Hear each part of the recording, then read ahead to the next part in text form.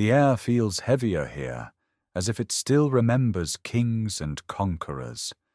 Mist clings to the forested hills of the eastern Alps, and somewhere beneath this ancient ground, tunnels carved more than 3,000 years ago still hold the memory of salt and firelight. The modern world dissolves.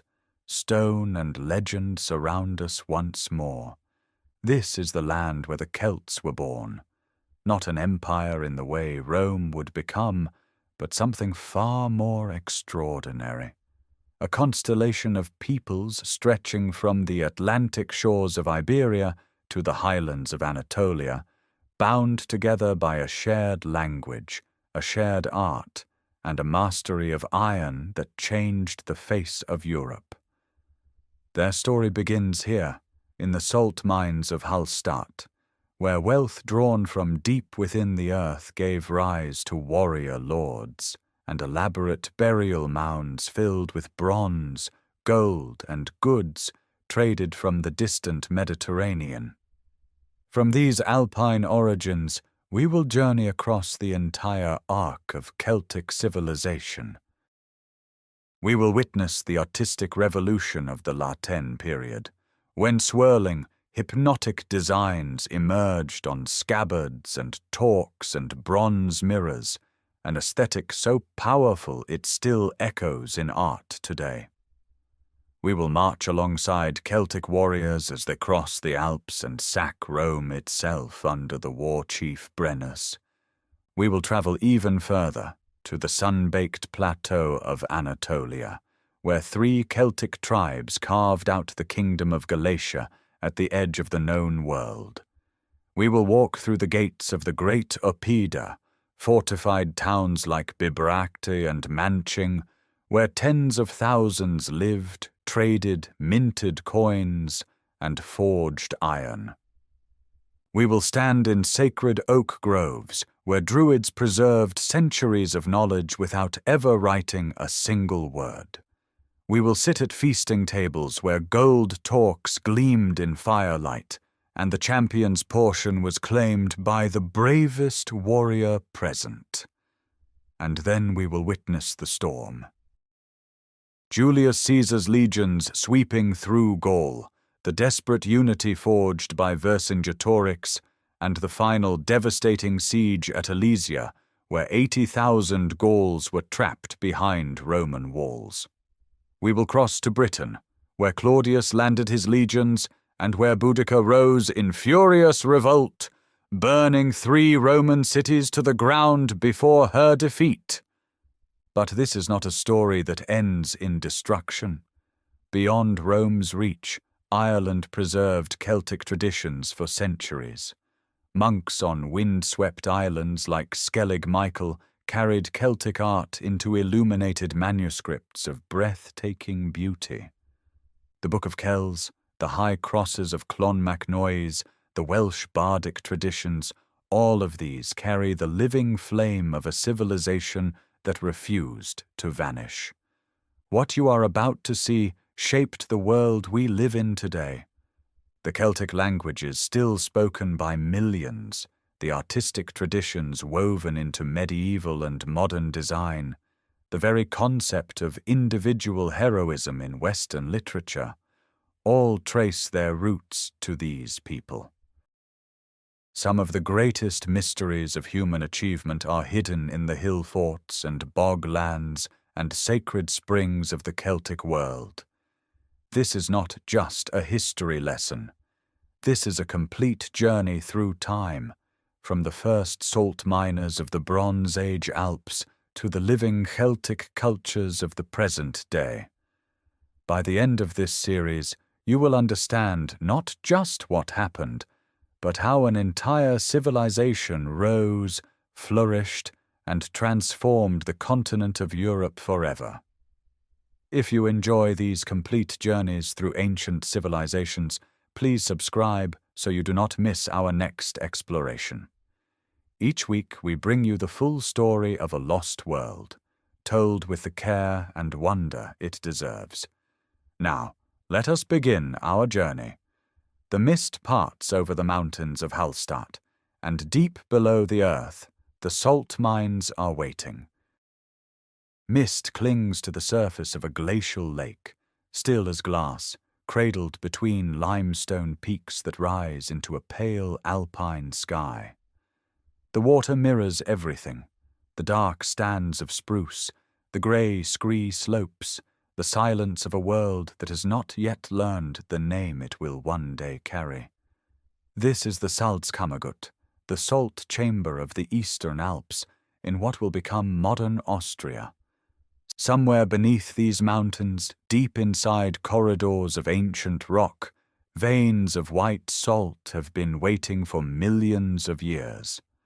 Around 1200 years before the Common Era, people begin to dig.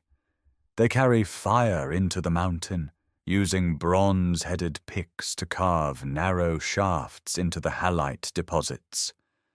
Torchlight flickers against crystalline walls.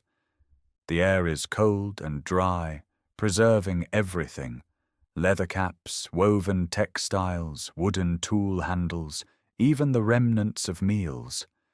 These miners leave behind a world frozen in salt, an accidental archive of daily labor stretching across centuries.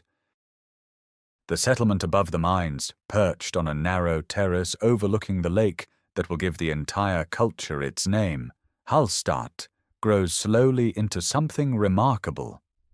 But the story begins earlier, in the centuries before salt transforms this alpine community. Across Central Europe, from the Upper Danube to the Middle Rhine, a vast cultural horizon known as the Urnfield tradition reshapes how people live, die, and remember their dead. The practice of cremation replaces older burial customs. The ashes of the departed are placed in ceramic urns and set into flat cemeteries, sometimes numbering in the hundreds. These fields of the dead stretch across present-day Germany, Switzerland, France, and Austria, binding distant communities through shared ritual. The Urnfield people are farmers and herders, cultivating emmer wheat and barley in river valleys, driving cattle through upland pastures. They are also skilled metal workers. Bronze, that warm alloy of copper and tin, flows through their world in the form of swords, spearheads, razors, brooches, and elaborate sheet bronze vessels hammered into shapes of astonishing delicacy. Long-distance exchange networks carry Baltic amber southward and Mediterranean coral northward. Tin travels from distant sources. Copper smelting sites glow in forest clearings. Along the shores of alpine lakes, settlements rise on timber platforms driven into shallow water. Stilt villages whose waterlogged remains preserve an extraordinary record of construction, diet, and craft. Flax is woven into linen. Hazelnuts and wild apples fill storage baskets. Dugout canoes rest against wooden jetties. As the centuries turn and the first millennium before the Common Era unfolds, something shifts in the alpine heartland. The communities around Hallstatt begin to distinguish themselves. Salt, that white mineral more precious than any metal for its power to preserve food through brutal winters, becomes the engine of wealth. The mines deepen, the labor intensifies. And with wealth comes hierarchy. Elite burials begin to appear in the cemetery above the lake. Warriors are interred with long bronze swords, their hilts decorated with geometric patterns.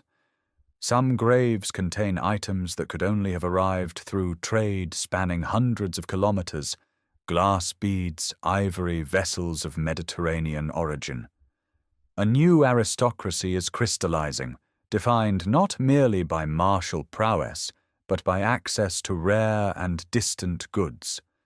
The bronze is beautiful, but it is brittle. Somewhere in the forges of the alpine world, smiths begin experimenting with a darker, harder metal. Iron ore, abundant in the hills, demands higher temperatures and greater skill. The transition is slow, uneven, but irreversible. By 800 years before the Common Era, iron tools and weapons appear alongside bronze in the graves of Hallstatt. The age of bronze is yielding to something stronger. A culture is taking shape in these mountains, not yet named, not yet recognized by the literate civilizations of the South, but already connected to them through threads of trade and ambition. The salt keeps flowing from the deep shafts. The dead keep accumulating on the hillside above the lake. And in the patterns hammered into bronze, in the careful placement of grave goods, in the growing complexity of social rank, the earliest outlines of a civilization are becoming visible, one that will eventually stretch from the Atlantic to Anatolia, carried forward by iron, art, and an unbroken chain of memory. The hilltops change first. Where once the alpine ridgelines held only scattered farmsteads and seasonal camps, now timber-framed ramparts rise above the tree line, encircling settlements that command views across entire river valleys. By 800 years before the Common Era, a new kind of power is consolidating in the upper Danube region, visible not in written decrees or carved monuments, but in the sheer ambition of what is being built and buried. The Hillfort known today as the Heuneberg sits on a plateau above the young Danube in what is now southwestern Germany. Its position is strategic, overlooking the river's course as it bends through rolling farmland. Massive earthen ramparts reinforced with timber and stone enclose a settlement of workshops, granaries, and elite residences. At its height, the Heuneberg shelters perhaps several thousand people within and around its walls. It is not a city in the Mediterranean sense, but it functions as a seat of authority, a node in a trade network that stretches from the Baltic coast to the shores of the Tyrrhenian Sea. The evidence of that network lies in the soil. Fragments of Attic black figure pottery, produced in the workshops of Athens, appear in excavation layers alongside local coarse wares. Coral from the Mediterranean, amber from the north, and tin from distant western sources all converge here. The chieftains who control the Heuneberg and settlements like it are not isolated mountain lords.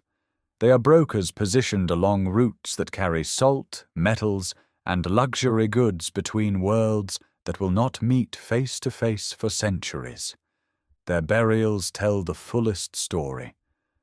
Across the Hallstatt zone, from eastern France to western Hungary, great mounds of earth rise over timber-lined chambers where the dead lie surrounded by the apparatus of rank.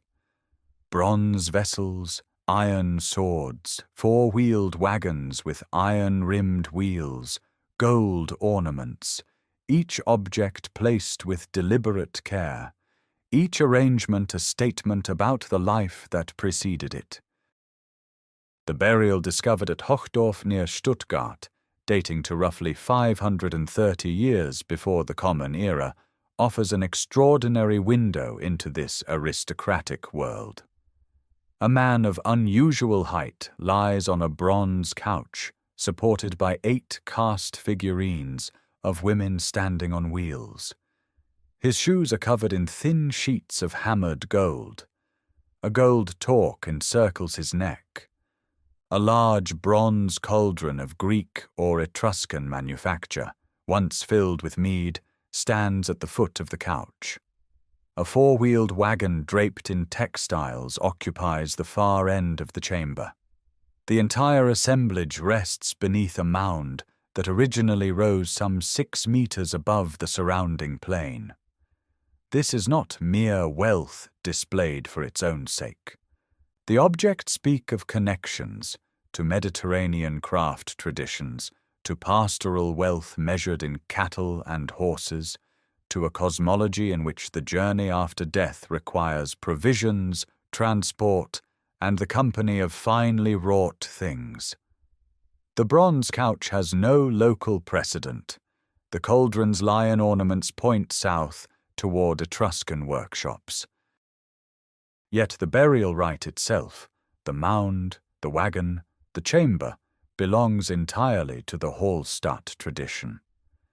Across the landscape, similar mounds cluster near Hillforts, forming necropolises that serve as ancestral anchors for ruling lineages. The relationship between the living settlement on the hilltop and the silent mounds below it defines the political geography of early Celtic Europe. Power is inherited, displayed, and ultimately interred.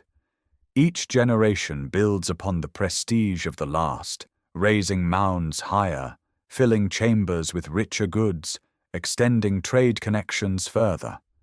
Iron is now the metal of war and agriculture, but bronze and gold remain the metals of status. The smiths who produce the elaborate fibulae, belt plates, and vessel fittings found in these graves work with a precision that demands years of training. Their designs, geometric patterns of hatching, concentric circles, and stylized waterfowl, carry forward motifs from the earlier Urnfield tradition, while growing steadily more complex. By 600 years before the Common Era, the Hallstatt chieftain centers form a loose constellation across the Alpine foreland and beyond. They share no central government, no common king. What binds them is a recognizable culture of display, burial, warfare, and exchange, a shared vocabulary of power expressed in metal, earth, and timber. The Mediterranean world is drawing closer with every amphora that travels north, every piece of gold that travels south. And within the burial mounds, beneath tons of carefully heaped soil, the lords of Hallstatt lie in state, surrounded by the evidence of a civilization reaching outward toward something larger than itself. The reach extends further than anyone could have predicted. Around 600 years before the Common Era, Phocian Greeks establish a colony at the mouth of the Rhône, Massalia, the future Marseille, and with it, a permanent gateway opens between the Mediterranean and the Celtic interior.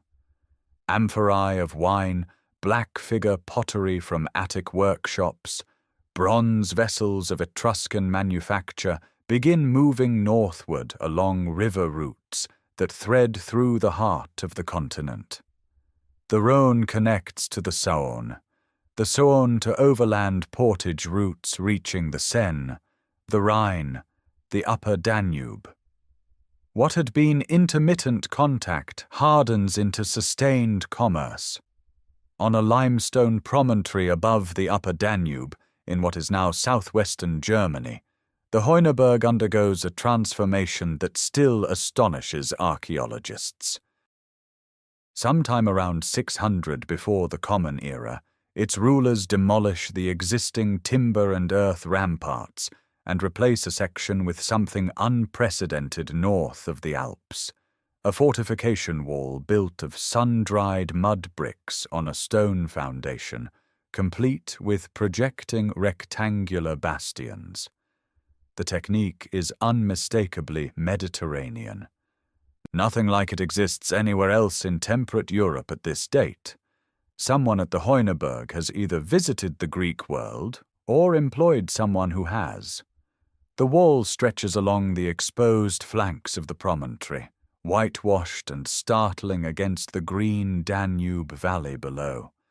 A settlement of perhaps 5,000 people clusters around and beyond the fortified core, with workshops producing bronze jewelry, bone carvings, and textiles for exchange. The Heuneberg is not alone. Across the late Hallstatt zone, a network of princely seats flourishes, Mont-Lassois above the Seine in Burgundy, the Hohenasperg near Stuttgart, Châtillon-sur-Glane in Switzerland. Each sits astride a major trade route. Each accumulates Mediterranean imports in quantities that speak of regular, organized exchange rather than occasional gift-giving. Greek and Etruscan merchants offer wine, fine ceramics, and luxury metalwork. In return, they likely receive tin, furs, amber, slaves, and perhaps salted meat. Commodities the classical sources mention, but archaeology struggles to trace. At Mont-Lassois, around 500 before the Common Era, a woman of extraordinary status is laid to rest beneath a burial mound at the foot of the Hillfort in the village of Vix.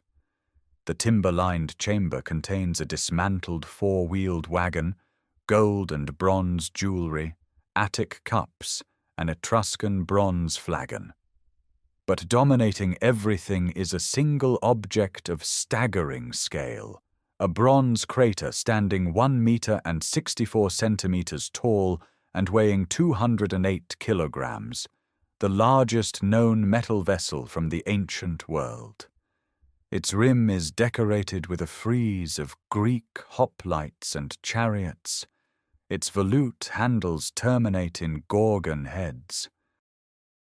The vessel was manufactured in a Greek colonial workshop, probably in southern Italy, then transported whole or in sections across hundreds of kilometers to reach this burial in northern Burgundy. The woman interred at Vix wears a gold torque of remarkable craftsmanship, its terminals shaped as winged horses with minutely detailed hooves.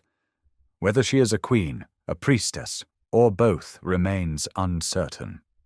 What is clear is that late Hallstatt society accords certain women positions of supreme authority, marked by burial rites identical in lavishness to those of male chieftains. Yet this world of princely seats and Mediterranean luxury proves fragile. By 450 before the Common Era, the Heuneberg is destroyed by fire and abandoned. Mont-Lassois declines. The entire network of late Hallstatt power centers along the upper Danube and western Alpine fringe collapses within a generation or two. The reasons remain debated. Overextension of trade networks, internal social upheaval, pressure from populations to the north. The center of Celtic gravity shifts decisively northward and westward, toward the Middle Rhine and the Marne Valley, where a new artistic language is already emerging. The mud-brick walls crumble back into the Danube bluffs. The great crater lies sealed in darkness beneath its mound, waiting 25 centuries to surface again into the light. Something new stirs along the rivers of the Middle Rhine and the chalk plains of the Marne. Within a single generation after the collapse of the old Hallstatt centers, a creative energy unlike anything seen before in temperate Europe begins to pour from the workshops of a rising elite. The power vacuum left by the burned Hillforts of the upper Danube does not produce chaos. It produces revolution. The scabbard of an iron sword, pulled from a warrior's grave near the confluence of the Rhine and Moselle, tells the story. Its bronze facing carries no geometric patterns, no rigid hatching of the kind that decorated Hallstatt metalwork for centuries. Instead, tendrils of impossible vegetation spiral outward from a central axis, curling back on themselves, splitting into palmettes and lotus buds, borrowed from Greek and Etruscan ornament, but transformed beyond recognition. The motifs breathe. They twist with organic energy, each curve generating the next in a rhythm that seems to grow rather than be designed. This is the early style of La Tène art, and it announces a civilization remaking itself from the inside out. The new power centers cluster along the Middle Rhine, the Moselle, the Marne, and the Hunsrück Eifel uplands, Wealthy chariot burials appear in these regions, replacing the wagon graves of the Hallstatt tradition. The chariots themselves are lighter, faster, built for war rather than ceremony. Two-wheeled vehicles with iron tires rest beside their owners, accompanied by long iron swords, ornate bronze flagons, and gold finger rings. The aristocracy buried here is younger, more militarized, oriented not toward passive reception of Mediterranean luxury, but toward active transformation of imported ideas into something distinctly their own. The bronze flagon from Basse-Jutz in Lorraine, dating to around 400 before the Common Era, captures this synthesis perfectly. Its handle terminates in a snarling animal, its spout pours through the jaws of a beast, and coral studs from the Mediterranean dot its surface alongside enamel inlays in deep red. The object is neither Greek nor Etruscan, nor anything from the Hallstatt tradition. It is entirely new. Across the workshops of the Rhine-Marne zone, artisans develop compass-drawn designs of astonishing precision. Brooches carry faces that dissolve into foliage when turned at different angles. Ambiguity becomes a principle, human features merge with plant forms, animals shift into abstract patterns, and the eye never rests on a single interpretation. This deliberate visual complexity suggests an intellectual culture that values transformation and multiplicity, ideas that later classical sources will attribute to Druidic philosophy. The site that gives this entire culture its name lies far to the south, on the shallow eastern shore of Lake Neuchâtel in Switzerland. At La Tène, the waters conceal hundreds of iron swords, spearheads, shield bosses, brooches and tools deposited over generations into the lake. Discovered in 1857 when the lake level drops during a drought, the site yields a concentration of military equipment so vast that it can only represent deliberate ritual deposition. Weapons are bent or broken before offering, rendered useless to the living, given to powers beneath the water. The practice reveals a society where martial identity and sacred obligation are inseparable. By 350 before the Common Era, La Tène material culture has spread across an enormous arc from eastern France to Bohemia, from the Low Countries to the northern fringes of the Alps. The uniformity is not political, but cultural. Shared artistic conventions, weapon types, burial customs, and ritual practices bind communities that remain politically independent. Iron production intensifies dramatically. Every settlement of any size operates forges. The metal that was once precious becomes utilitarian, reshaping agriculture with iron plowshares and reshaping warfare with longer, more lethal swords. The old Hallstatt world of Mediterranean dependency fades into memory. These new Celtic communities do not wait for Greek traders to bring civilization northward. They forge their own, pouring creative genius into metal and meaning into water, building an artistic tradition so powerful that its spiraling forms will endure for 2,000 years. The tendrils on that Rhine scabbard are still growing. The tendrils reach southward. Around 400 years before the Common Era, the Alpine passes that once carried Greek wine and Etruscan bronze northward begin to carry something else entirely in the opposite direction. People. Thousands of them. Entire communities dismantle their settlements in the lands north of the Alps, load their possessions onto carts drawn by oxen, gather their cattle, and move. Warriors ride ahead on small, sturdy horses, their iron longswords hanging from belts fastened with Tène brooches. Behind them come women, children, elders, and artisans, carrying the knowledge of the forge and the loom into new territories. The Po Valley opens before them like a revelation.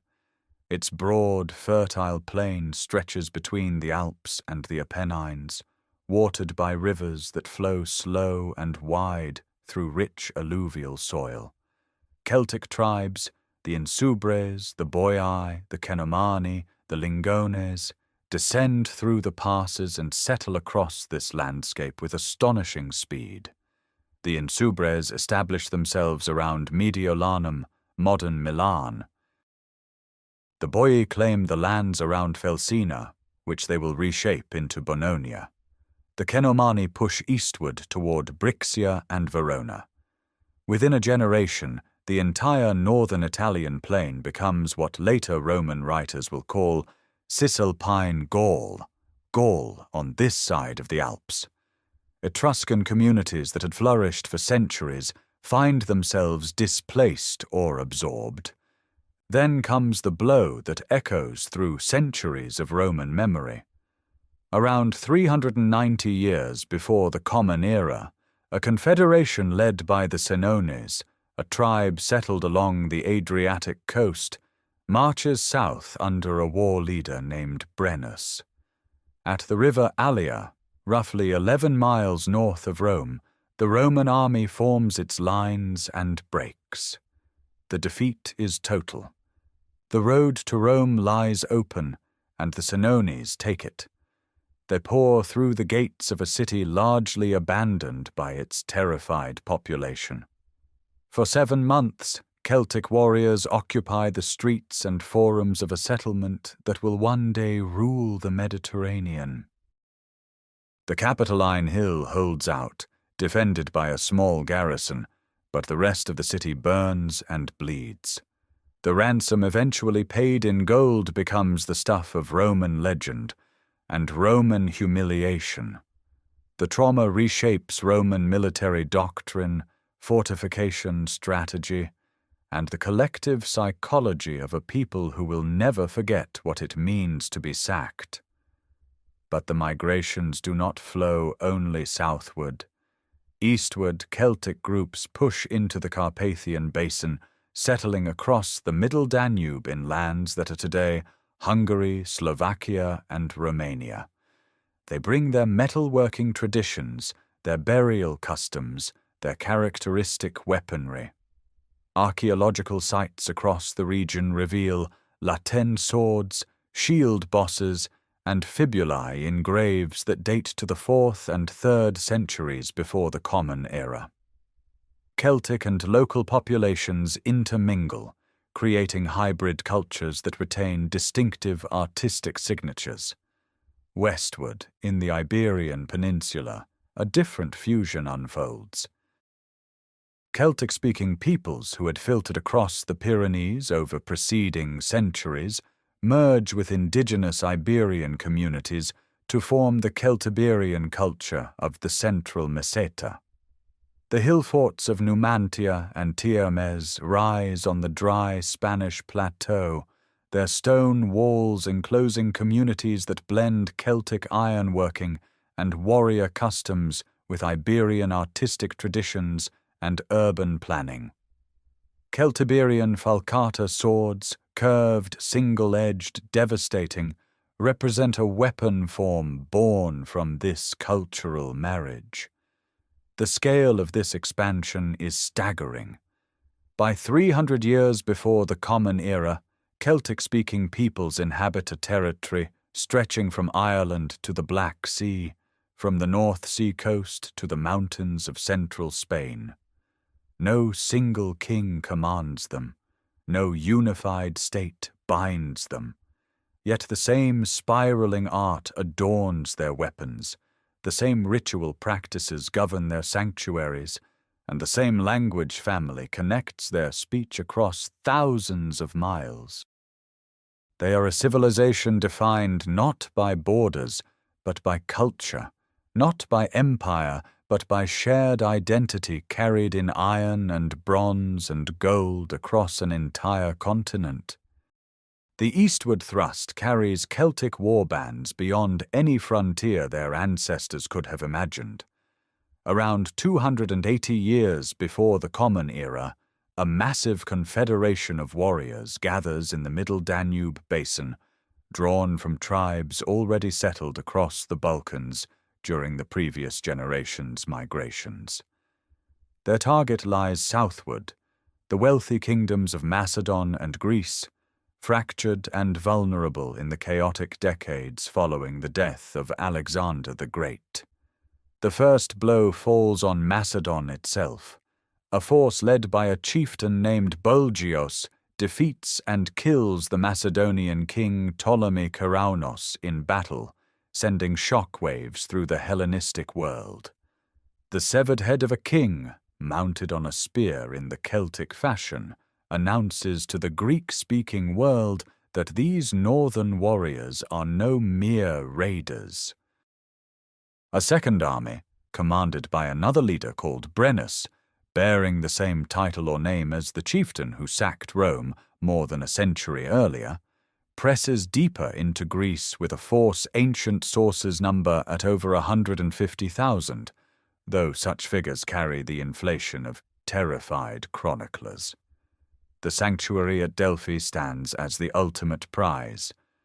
Perched on the steep slopes of Mount Parnassus, its treasury buildings hold centuries of votive offerings in gold, silver, and bronze, the accumulated wealth of Greek piety.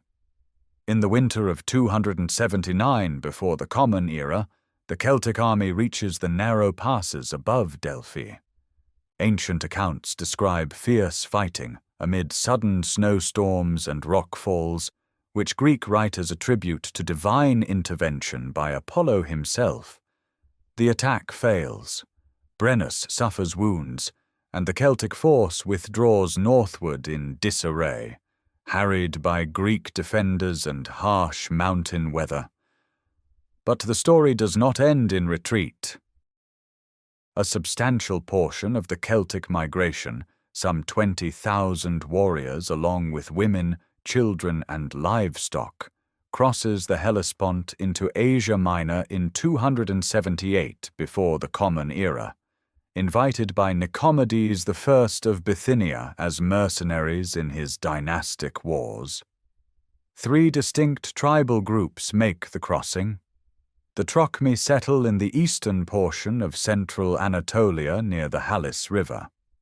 The Tolistobogi claim the western territory around Pessinus, sacred city of the Phrygian mother goddess Cybele.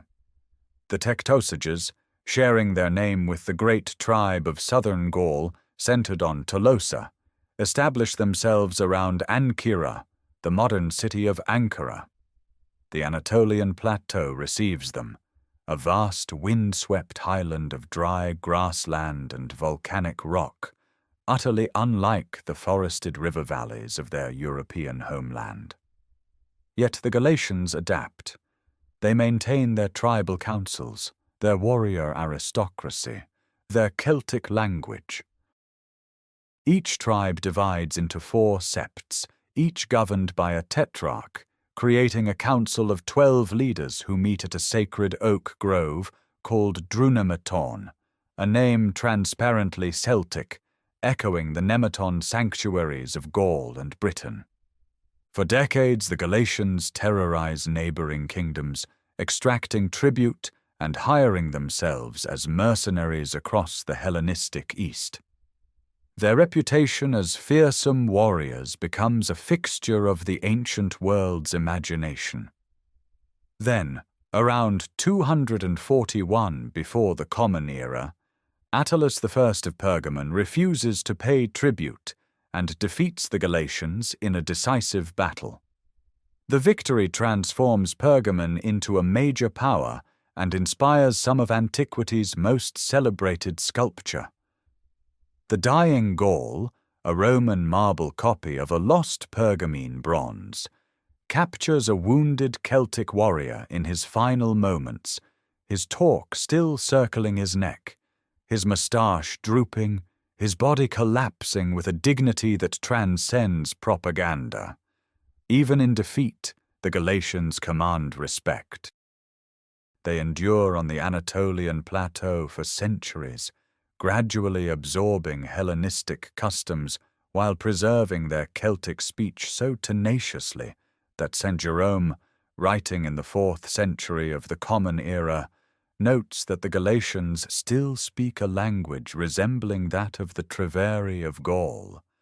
600 years after the crossing of the Hellespont, Celtic words still echo across the dry hills of central Anatolia, the farthest shore a Celtic tongue ever reaches, a testament to the extraordinary reach of a people who carried their identity in language and ritual across an entire world.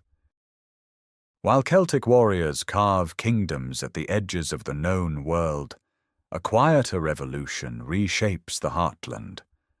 Across the rolling plateaus of Gaul, the forested lowlands of Bavaria, and the river valleys of Bohemia, something unprecedented emerges in Celtic civilization. The oppidum, a fortified settlement of such scale and complexity that it defies every Mediterranean assumption about northern barbarians. The transformation begins around 250 years before the Common Era. Scattered hillforts that once sheltered a few hundred people during times of danger give way to permanent enclosed settlements spanning dozens, sometimes hundreds of hectares. These are not merely defensive refuges. They are centers of production, exchange, governance, and ritual, proto-cities rising from the temperate forests of continental Europe. At Montbeuvray, in the Morvan highlands of central Gaul, the oppidum of Bibracte sprawls across 135 hectares of hilltop terrain. Its ramparts follow the contours of the mountain, enclosing an entire world within their circuit. The walls themselves represent an engineering achievement of remarkable sophistication, the Murus Gallicus, described centuries later by Caesar with grudging admiration. Horizontal timber beams laid in alternating layers are pinned together with long iron nails, the gaps between them packed with rubble and earth, the outer face dressed with fitted stone. The result is a wall that absorbs the impact of battering rams, resists fire because the earth smothers the flames, and stands with a solidity that rivals Mediterranean masonry. Iron nails recovered from these walls number in the tens of thousands at a single site, testimony to the sheer industrial capacity required for their construction. Inside the ramparts, the settlement organizes itself with purposeful clarity. Distinct quarters emerge for metalworking, where the glow of forges illuminates workshops producing iron tools, weapons, and fittings. Bronze smiths occupy their own precinct, casting fibulae and decorative fittings using the lost wax method. Enamelers apply vivid red glass paste into recessed channels on harness mounts and shield bosses. The density of craft production at Bibracte suggests not subsistence manufacture, but surplus output destined for trade. Further east, in the flat plains of Bavaria along the River Paar, the oppidum of Manching dwarfs even Bibracte. Its enclosing wall traces a circuit of more than 7 kilometers, encompassing 380 hectares, an area comparable to contemporary cities in the Mediterranean. Archaeological excavation reveals a settlement of perhaps 5,000 to 10,000 inhabitants, with paved roads, organized residential zones, and industrial areas where iron smelting produces quantities of metal sufficient to supply entire regions. Glass workshops at Manching turn out hundreds of bracelets in sapphire blue and deep amber, ornaments that travel along trade routes stretching from the Atlantic to the Carpathians. Perhaps the most telling innovation is coinage. Celtic minters begin by imitating the gold status of Philip II of Macedon, coins that filter northward through trade and mercenary service. But within generations, Celtic die cutters transform these models beyond recognition, abstracting the laureate head of Apollo into swirling crescents and dots, reducing the chariot on the reverse to a single wheel, a flying horse, a constellation of geometric forms. These coins are not mere copies. They represent a monetary system serving an increasingly complex economy, where barter alone no longer suffices. The oppida function as nodes in a continental network. Amphorae of Italian wine arrive by the thousands, carried up the Rhone, the Saône, the Rhine. Iron currency bars, standardized by weight, circulate alongside struck coinage. Graphite-tempered pottery from Bohemia appears in Gallic settlements. The scale of exchange implies not only merchant activity, but political agreements, toll systems, and regulated markets. Governance within these settlements remains elusive in the archaeological record, but the infrastructure speaks of collective organization, communal granaries, shared water sources, maintained roadways, and ramparts requiring coordinated labor from thousands of hands.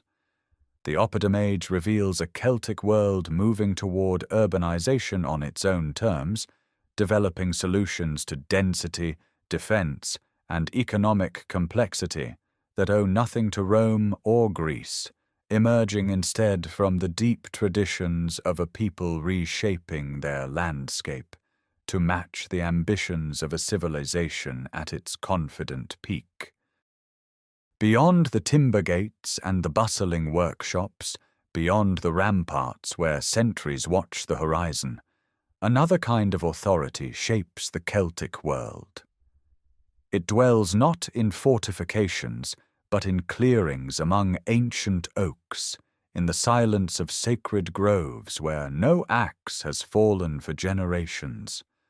The Druids stand at the center of Celtic intellectual life from roughly 300 years before the Common Era onward, and their influence reaches into every corner of society: law, medicine, astronomy, theology, and the adjudication of disputes between tribes and kings. The grove itself is the first temple. Dense canopies of oak filter light into shifting patterns across mossy ground. No stone walls enclose these spaces. No carved pediments announce their purpose. The sacred precinct at Gournay-sur-Aronde in northern Gaul reveals what archaeology can recover: a rectangular ditched enclosure surrounding a central pit where weapons, animal bones, and ritually destroyed shields accumulate over centuries. Iron swords are bent deliberately, rendered useless to the living, consecrated to powers beneath the earth. Cattle skulls line the entrance, their hollow eyes facing those who approach. The boundary between the human world and the other world thins in such places. Classical observers struggle to categorize these figures. Caesar, writing during his campaigns in the 50s before the Common Era, describes a training period lasting as long as 20 years, during which initiates memorize vast bodies of verse encompassing legal precedent, genealogy, cosmology, and natural philosophy. Nothing is committed to writing, though the Celts possess knowledge of Greek script for mundane purposes. The refusal to write sacred knowledge is deliberate. Memory becomes discipline, and the trained mind becomes the living archive of an entire civilization. 3 orders compose this intellectual class. The Druids proper serve as judges, theologians, and philosophers. The Vates practice divination and oversee sacrificial ritual. The bards preserve genealogies and praise poetry, their words capable of elevating or destroying reputations.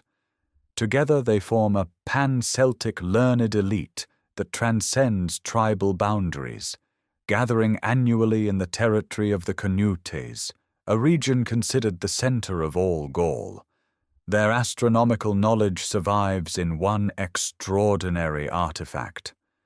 The Coligny calendar, discovered in fragments near Bourg-en-Bresse in 1897, is a bronze tablet inscribed in Gaulish using Latin letters. It maps a sophisticated lunisolar system spanning a 5-year cycle of 62 months, reconciling lunar and solar years with remarkable precision. Months are marked as fortunate or unfortunate. Intercalary months restore alignment. This is not primitive reckoning, but the product of centuries of systematic celestial observation. Pliny the Elder preserves a single vivid ceremony, the cutting of mistletoe from a sacred oak on the 6th day of the moon by a white-robed druid wielding a golden sickle, while 2 white bulls are sacrificed beneath the tree. Whether this account captures routine practice or exceptional ritual remains uncertain, but the association of druids with oak groves runs deep enough to embed itself in the very etymology of their name. Ritual shafts sunk deep into the earth appear across Gaul and Britain, their contents carefully layered. Animal remains, broken pottery, wooden figures, sometimes human bones. These vertical passages connect the surface world to chthonic powers. At sites throughout southern Britain and across the Channel, votive deposits in rivers and bogs suggest a landscape saturated with sacred meaning, where every spring and confluence carries spiritual weight. The island of Anglesey, off the northwestern coast of Wales, emerges as a principal Druidic centre. Its lakes yield deposits of metalwork and chains that hint at both offering and darker rites. When Roman forces eventually reach its shores, the resistance they encounter is led not only by warriors, but by robed figures whose raised arms and chanted invocations unsettle even disciplined legionaries. The power of the Druids rests not on armies, but on something older and less tangible, the conviction, shared across the Celtic world, that these keepers of memory hold the very fabric of reality in their words. The warrior stands at the center of Celtic society, like iron at the heart of a blade. In the centuries between 300 and 100 years before the Common Era, while oppida grow and druids chant beneath the oaks, the culture of war reaches its most refined and ritualized expression. A system where combat is not merely a means of defense, but the very foundation of identity, honor, and social order. The weapons tell the story first. Tène iron longswords, some reaching nearly a meter in length, emerge from river deposits and burial sites across Europe with blades that reveal extraordinary metallurgical skill. Pattern-welded iron, forged by twisting and folding rods of varying carbon content, produces a surface that ripples like water when polished. The scabbards that house these blades become canvases for the finest Celtic art, sinuous dragons, interlocking tendrils, and abstract forms engraved into bronze plates with a precision that demands years of apprenticeship. These are not mass-produced instruments. Each sword belongs to a specific warrior, marks a specific rank, carries a specific weight of expectation. Shields, too, transcend function. The great bronze facing of the Battersea Shield, pulled from the Thames near London, gleams with raised circular bosses and flowing repoussé designs filled with red glass inlay. The Witham Shield, recovered from a Lincolnshire river, once bore a bronze boar figure riveted to its face. These objects are never meant for the chaos of a shield wall. They are ceremonial declarations of status, deposited in sacred waters as offerings or markers of a warrior's passage from life. The chariot defines Celtic warfare in ways that astonish Mediterranean observers. Light, two-wheeled vehicles drawn by paired ponies carry a warrior and a driver across the battlefield at speed. In Yorkshire, chariot burials at sites like Wetwang Slack preserve the iron tyres, bronze turret rings, and yoke fittings of vehicles designed for rapid manoeuvring rather than massed charges. The warrior rides to the point of engagement, dismounts to fight, and remounts to withdraw, a tactic that demands extraordinary coordination between driver and combatant. At Telamon in 225 years before the Common Era, Roman legions clash with a massive Celtic force caught between two advancing armies on the Etruscan coast. The Greek historian Polybius records the encounter in vivid detail.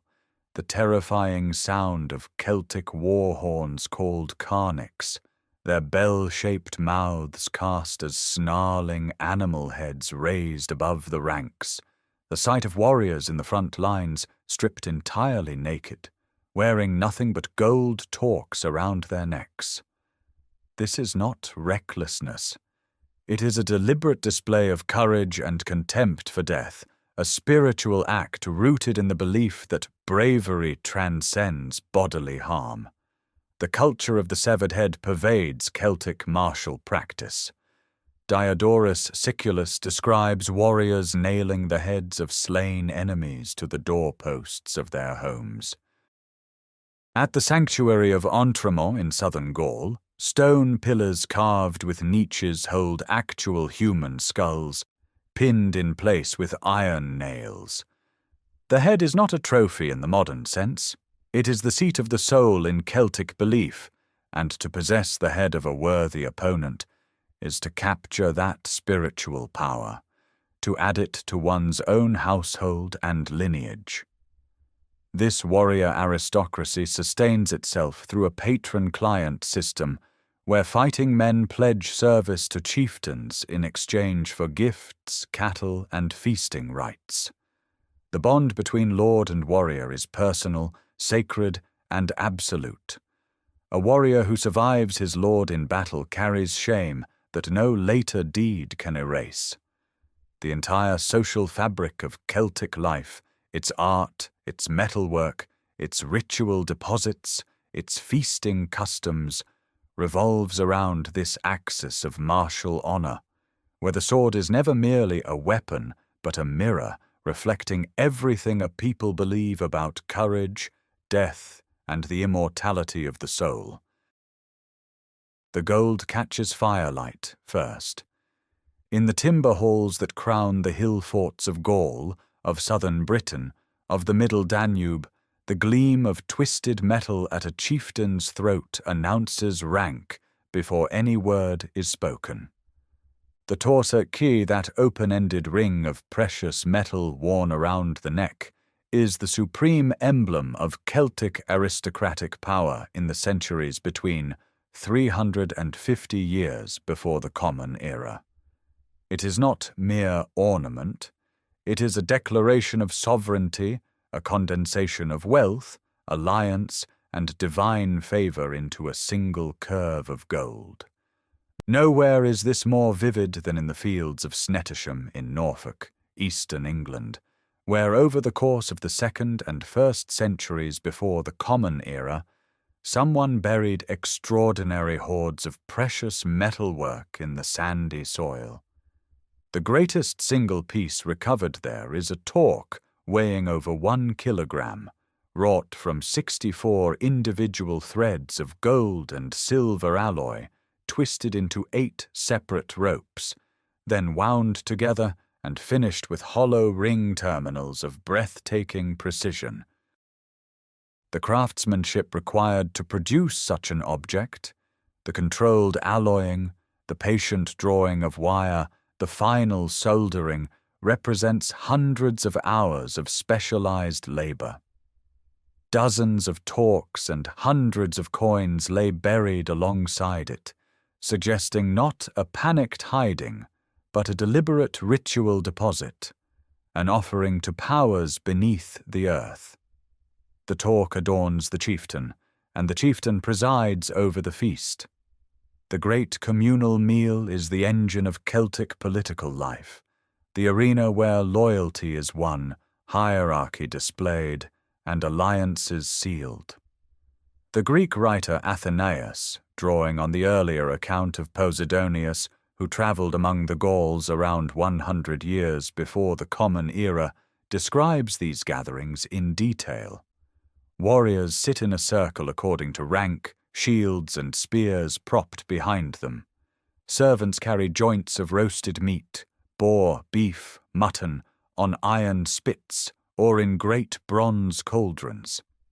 The most honoured warrior present receives the champion's portion, the finest cut of meat, and to contest that right is to invite single combat on the spot. Wine flows through these halls in quantities that astonish Mediterranean observers. Amphorae from Roman Italy, the distinctive Dressel one, A-type with their tall cylindrical bodies, travel northward by the tens of thousands along river routes and overland tracks. At the oppidum of Bibract alone, excavations reveal shattered amphorae in staggering volume. The Celts drink their wine undiluted, a practice Greeks and Romans consider barbaric. Yet the sheer scale of importation reveals a sophisticated trade network where Celtic raw materials, tin, iron, hides, enslaved captives, flow south while Mediterranean luxury goods travel north. The feasting hall itself is a structure of considerable ambition. Timber posts of oak support a high thatched roof. The central hearth sends smoke curling upward through the ridge. Along the walls, benches covered in furs and woven textiles accommodate dozens of warriors and their retinues.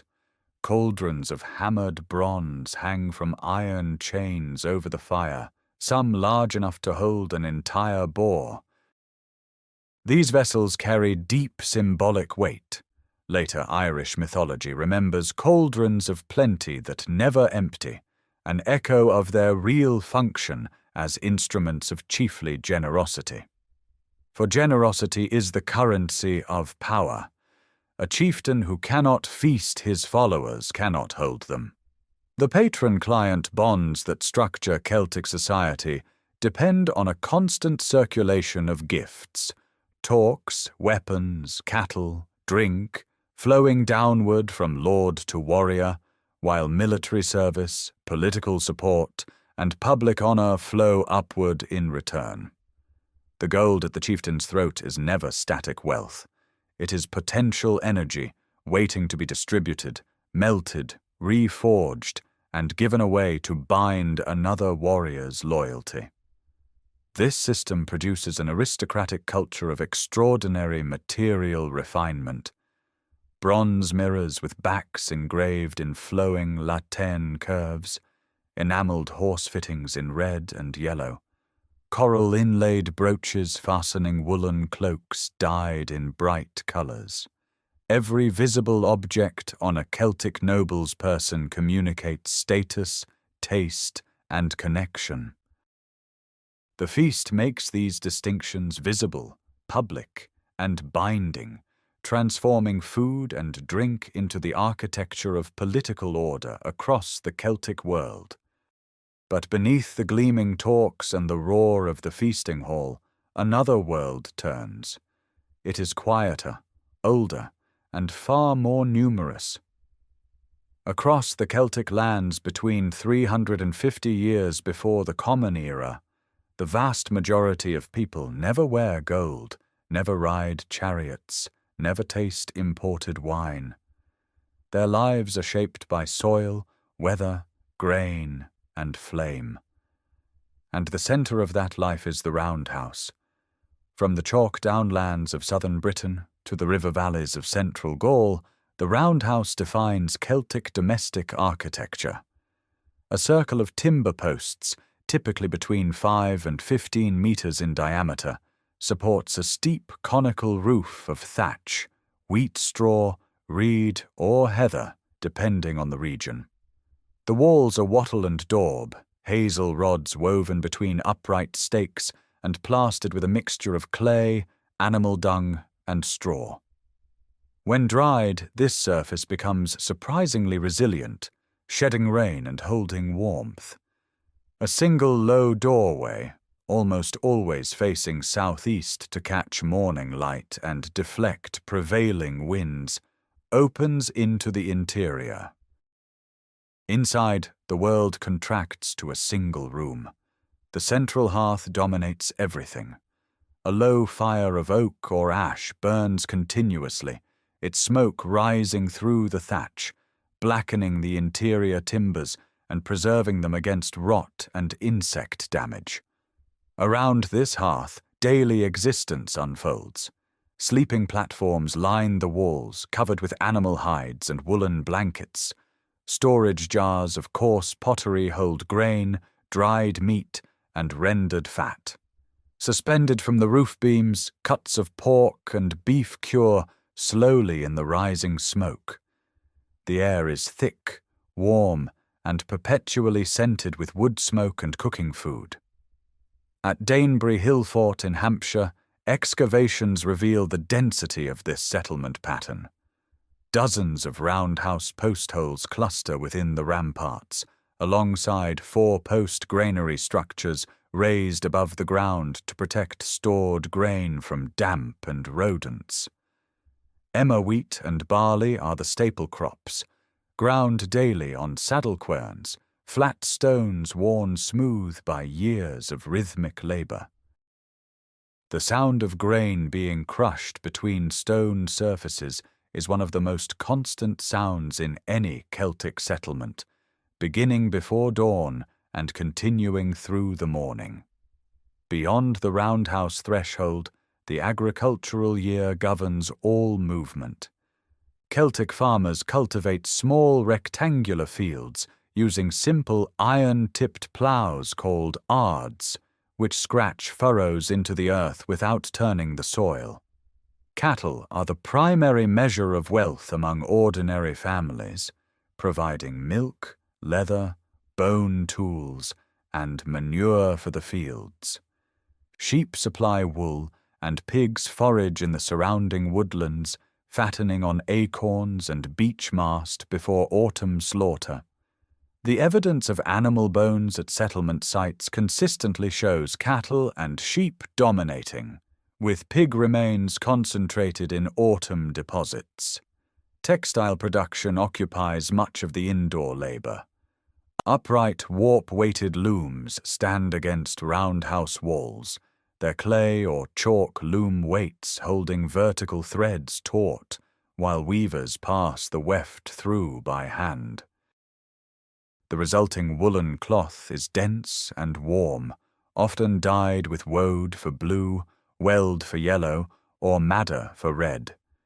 Plaid and checked patterns appear in textile fragments preserved in waterlogged deposits, confirming classical descriptions of Celtic fondness for bright, patterned clothing.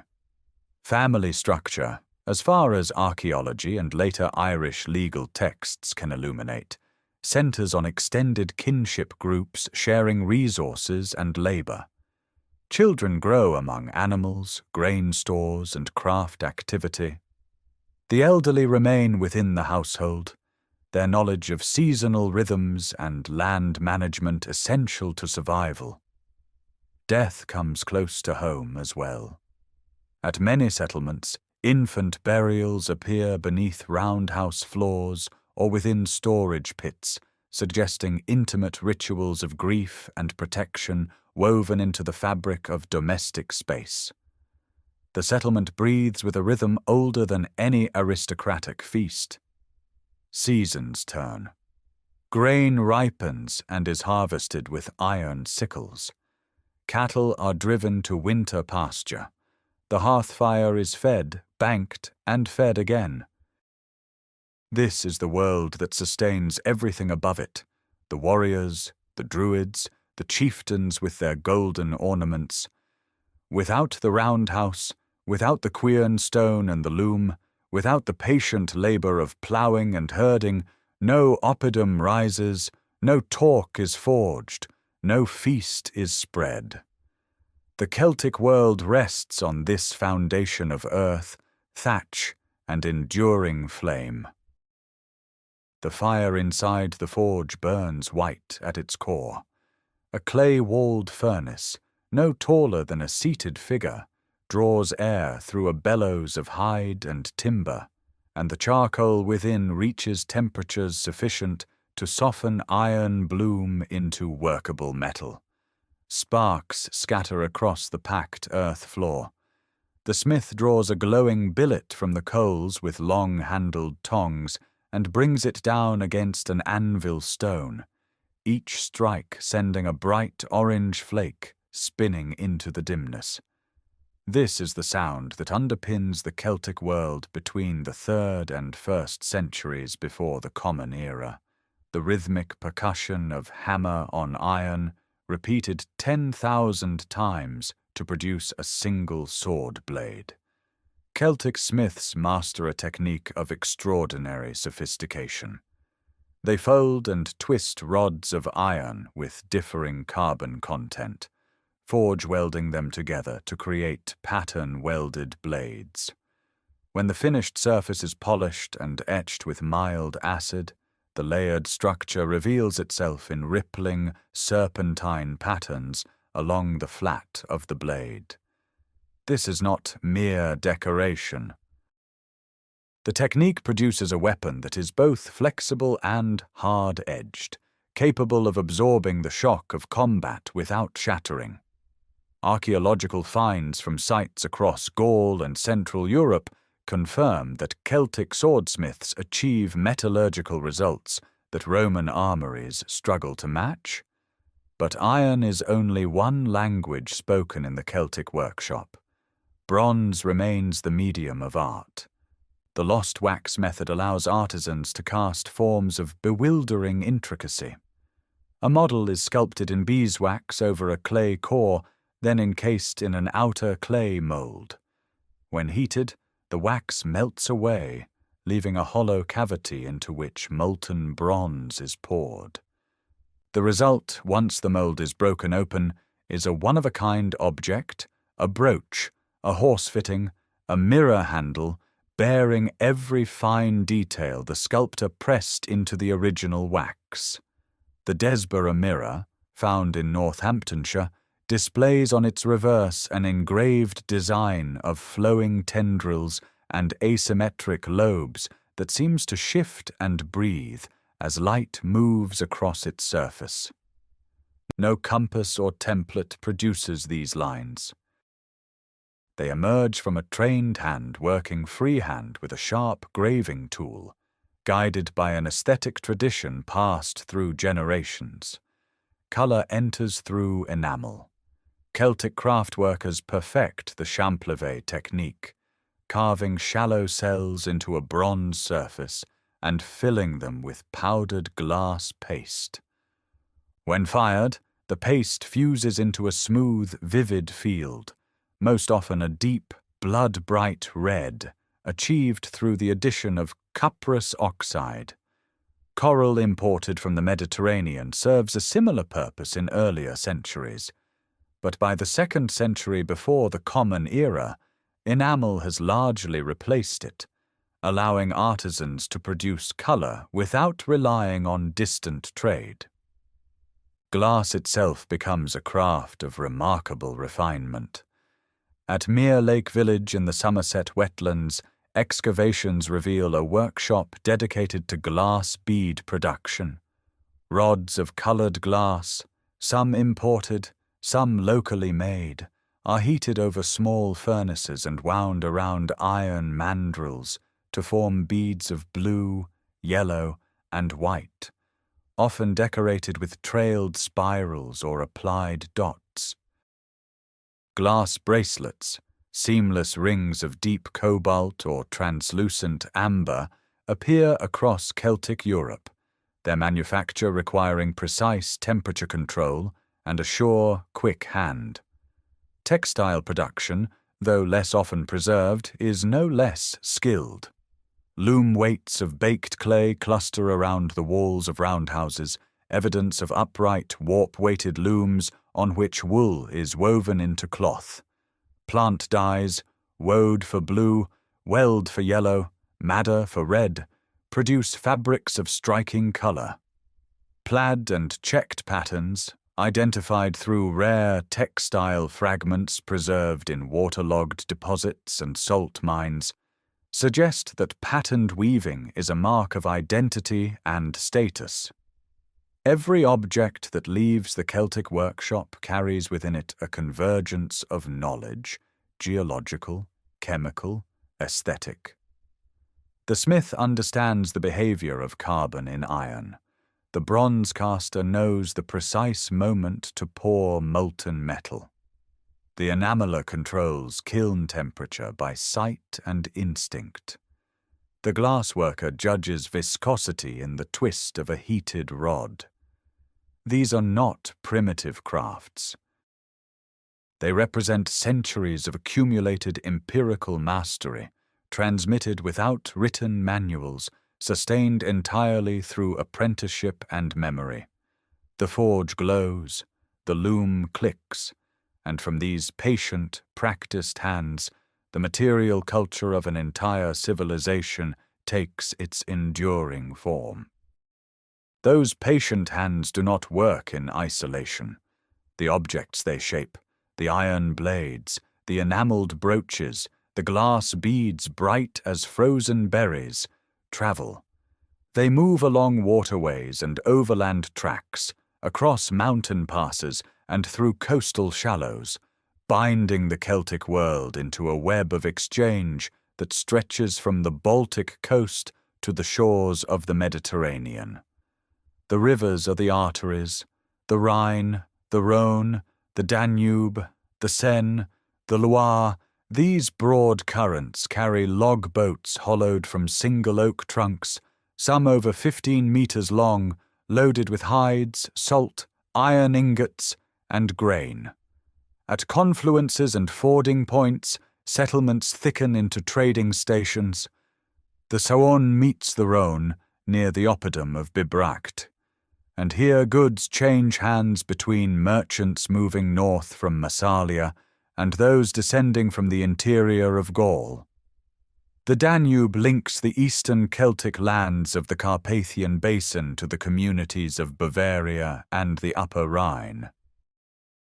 Water is cheaper than road, faster than cart, and the Celts exploit it with a pragmatism that later Roman engineers will admire and imitate. Overland, the paths are older than memory. Ridgeways follow high ground above the forests, connecting Hillforts and oppida across southern Britain and central Gaul.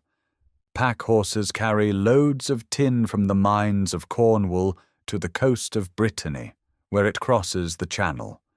Strabo, writing in the 1st century before the Common Era, describes the tin trade as ancient and well organized, with established routes and recognized intermediaries. Hengistbury Head, a wind-swept promontory on the southern English coast, serves as a cross-channel port, where Italian wine amphorae, raw purple glass from the Mediterranean, and figs arrive in exchange for British metals, grain, hides, and hunting dogs. The wine trade leaves its signature across the archaeological record. Dressel 1A amphorae, tall, narrow-necked ceramic vessels produced in central Italy, appear in staggering quantities at Celtic sites. At the oppidum of Toulouse alone, ancient sources describe vast stores of wine and gold. The distribution of these amphorae traces a map of desire and commerce, flowing up the Rhône Valley, branching west toward Aquitaine and north toward the Seine basin. Celtic elites crave Mediterranean wine for their feasting rituals, and Roman merchants are eager to supply it in exchange for enslaved people, metals, and raw materials.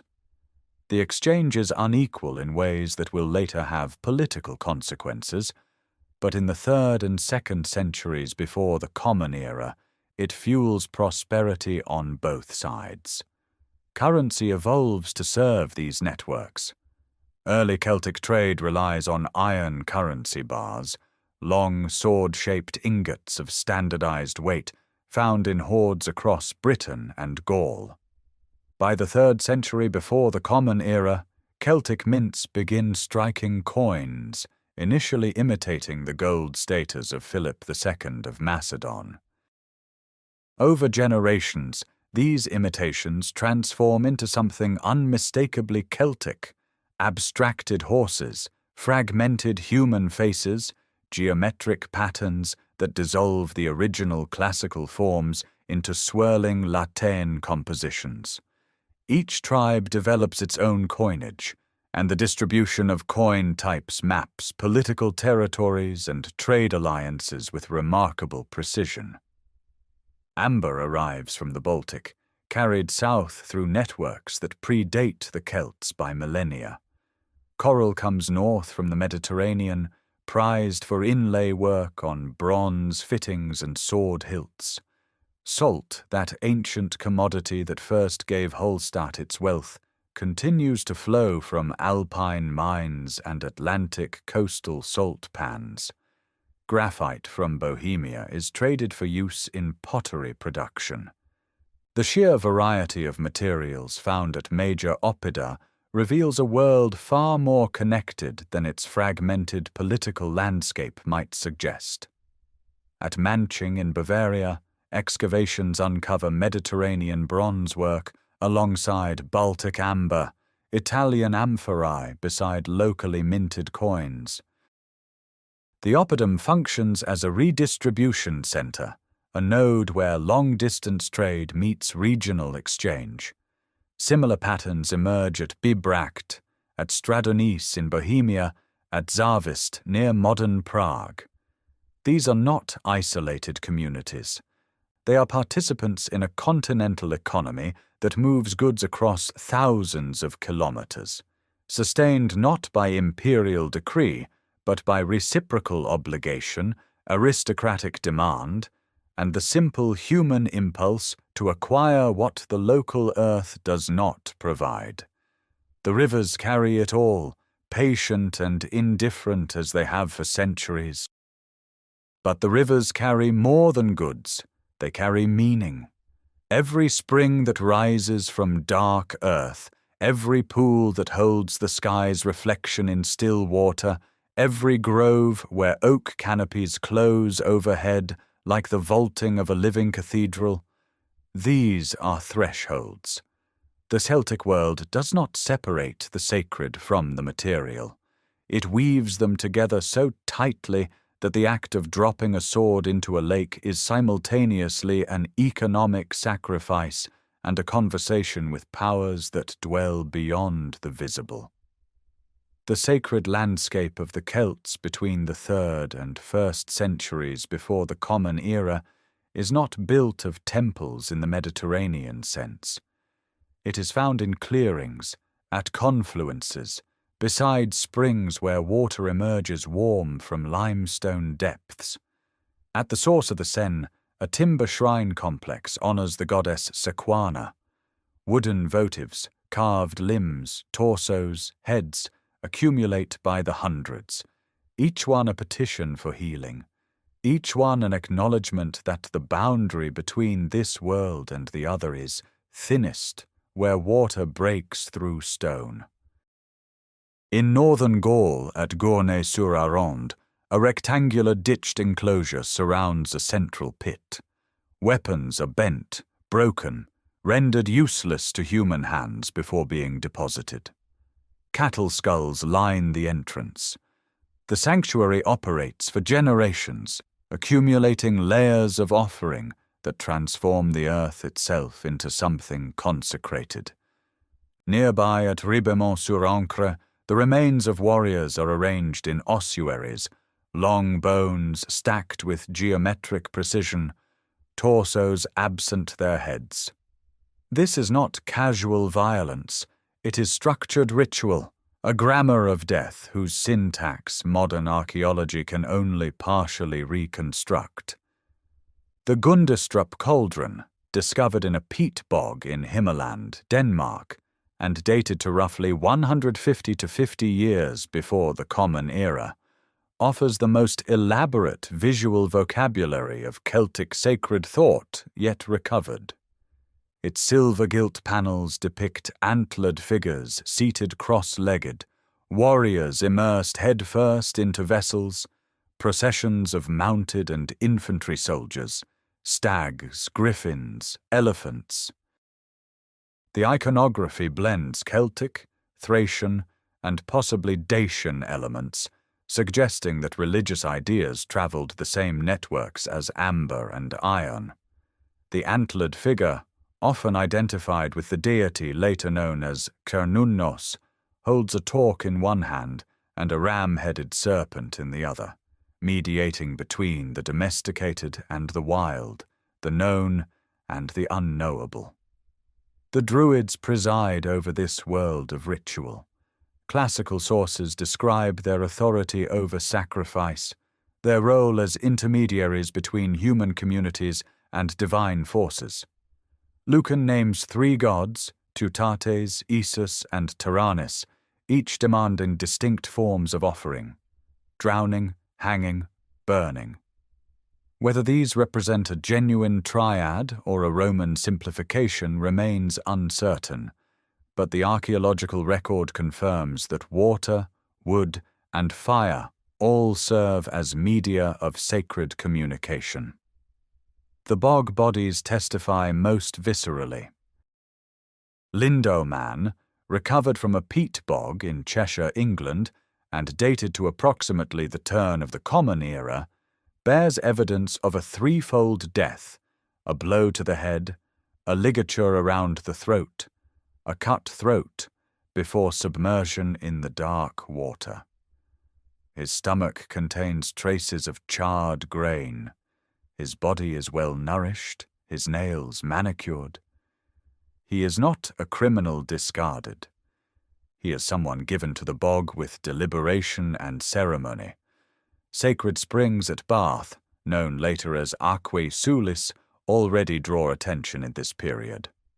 The thermal waters, rising at 46 degrees, carry the mineral signature of deep earth.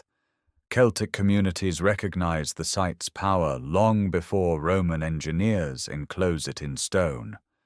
Offerings accumulate: coins, brooches, carved stones, each one a message sent downward into the warm dark. The Celtic otherworld is not distant.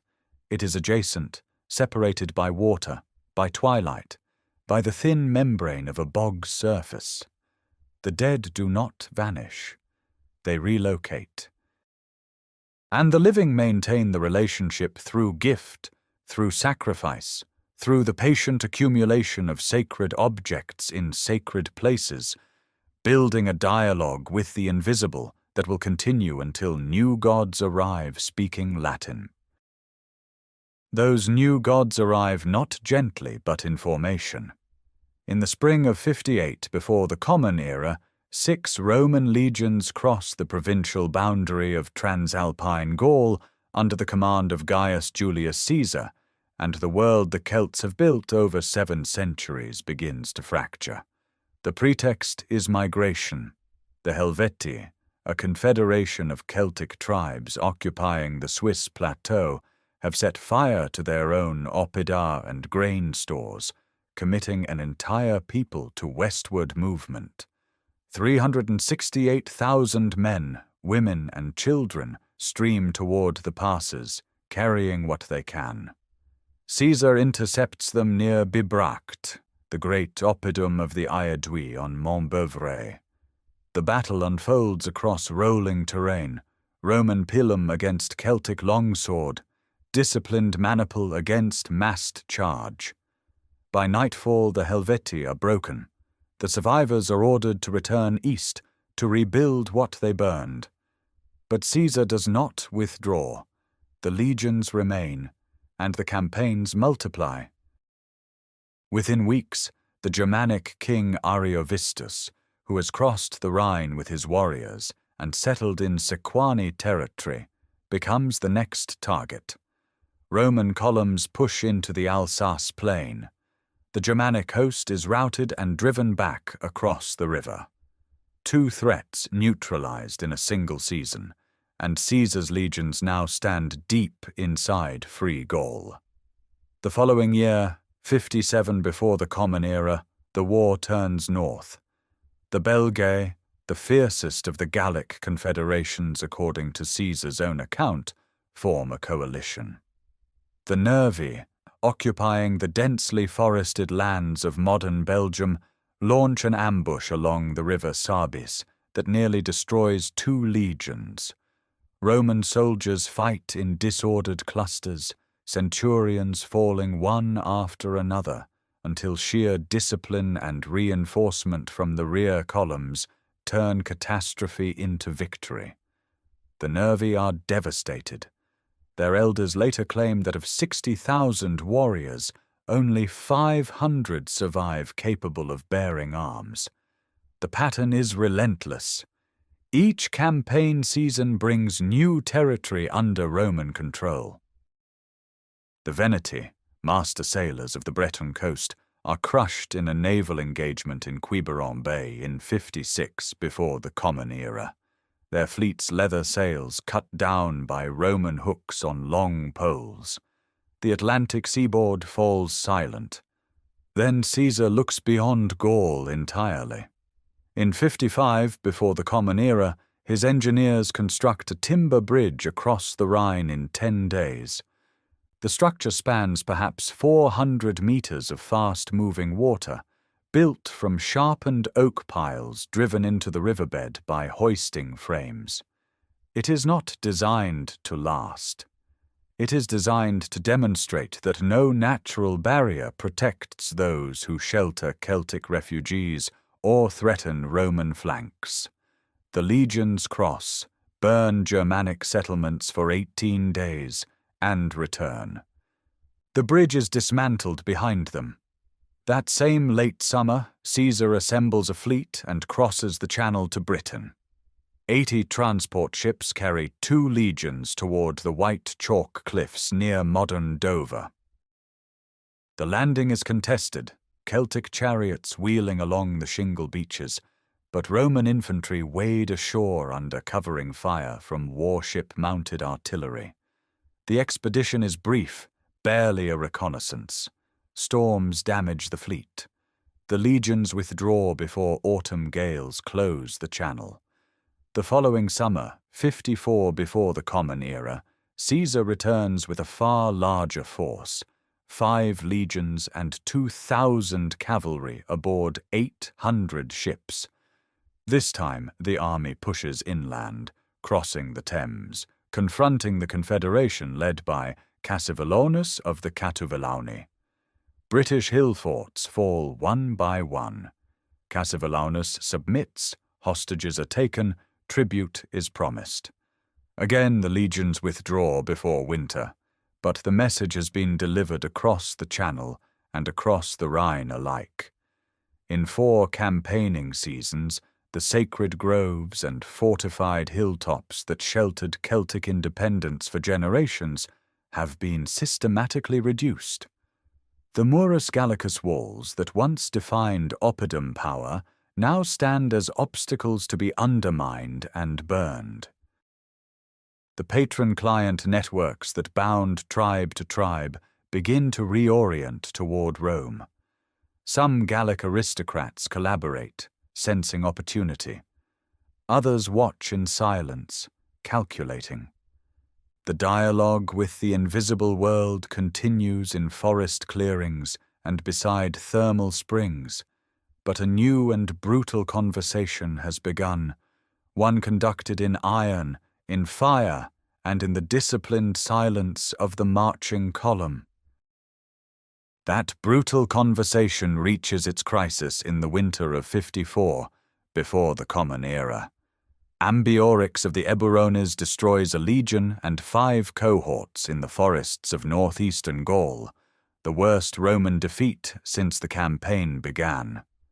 The news travels faster than any rider, through market towns, along river routes, into the highland strongholds of the Massif Central. For the first time, the tribes understand that Rome can bleed. The following year brings scattered uprisings, but it is the winter of 53 into 52 that transforms resistance into revolution. In Cenabum, modern Orléans, Roman traders are killed at dawn. The signal spreads south within a single day. Among the Arverni, the most powerful tribe of central Gaul, a young nobleman of royal lineage assumes command. Vercingetorix rallies warriors not through the old system of individual tribal obligation, but through something unprecedented, a unified coalition demanding collective sacrifice.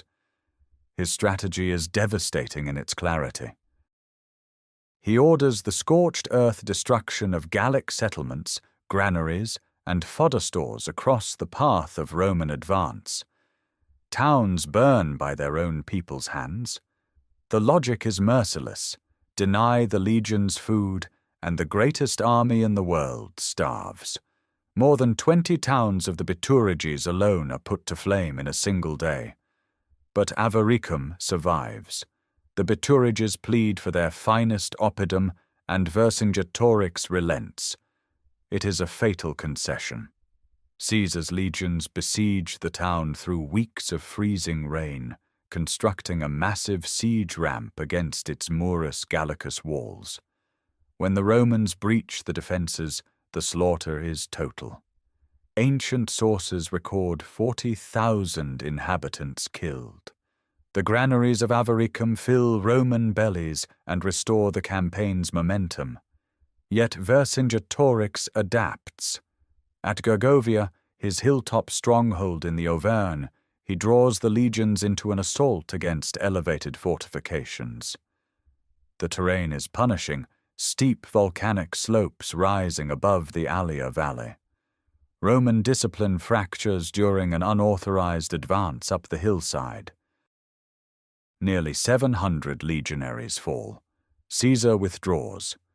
It is his first significant defeat in Gaul, and it electrifies the wavering tribes. Even the Aedui, Rome's oldest Gallic allies, defect to the coalition. The decisive moment comes at Alesia, a fortified hilltop in the territory of the Mandubii, modern Alise-Saint-Reine in Burgundy. Vercingetorix retreats there with roughly 80,000 warriors after a failed cavalry engagement. Caesar's response is an engineering masterpiece of terrifying ambition. His legions construct a circumvallation, a continuous ring of fortifications encircling the hilltop, stretching 18 kilometers. Trenches, sharpened stakes, towers every 24 meters, and concealed pits studded with iron-tipped points seal the Gauls inside.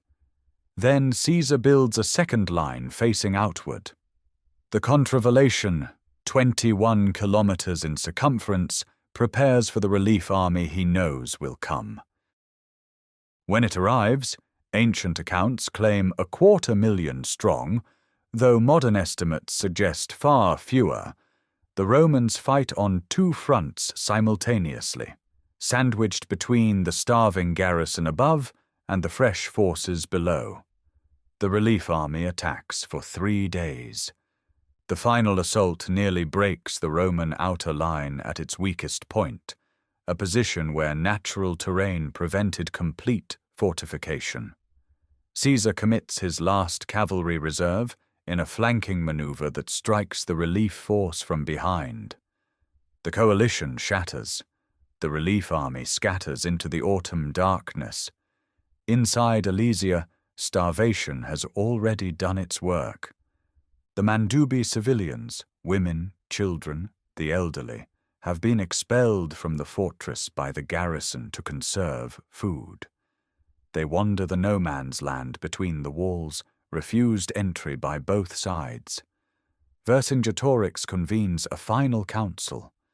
The next day he rides out alone, in full armor, on a decorated horse, and lays his weapons at Caesar's feet. He will spend 6 years in a Roman dungeon before being paraded through Rome in Caesar's triumph of 46 before the Common Era, then strangled in the Tullianum prison. With his surrender, organized resistance in Gaul effectively ends. Mopping up campaigns continue through 51 and 50, but the political spine of Celtic independence has been broken. The oppida fall silent or transform into Roman administrative centers. The warrior aristocracy that once measured honor in severed heads and golden torques now measures it in Roman citizenship and Latin inscriptions. Gaul becomes a province, and the conversation conducted in iron and fire reaches its conclusion. But the silence that settles over Gaul does not reach the island across the Channel. Britain remains beyond the new provincial boundary, its tribal kingdoms intact, its Hillforts occupied, its warrior aristocracies unbroken.